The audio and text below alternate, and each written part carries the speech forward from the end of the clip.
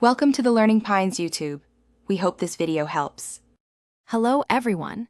In this video, I will explain how to replace your Toyota Highlander windshield wipers. This is a simple maintenance task you can do yourself in just a few minutes. First, make sure you have your new wiper blades ready and a soft towel to protect your windshield.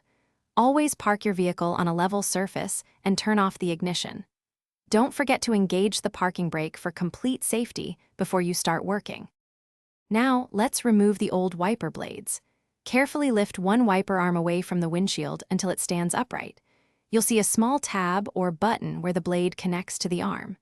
Press this tab firmly and slide the old blade straight down to detach it from the J-hook.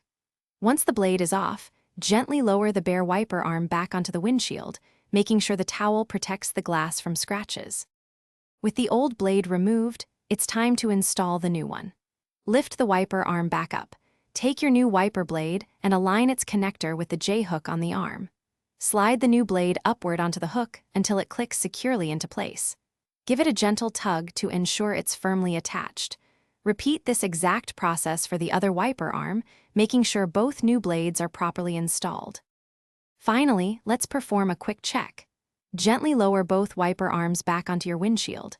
Turn on your vehicle and activate the wipers with some washer fluid. Watch them closely to ensure they operate smoothly and clear the glass without any streaks.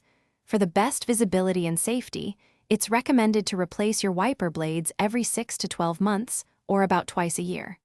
Great job, you're all set. Thanks for watching. Consider subscribing if we helped you.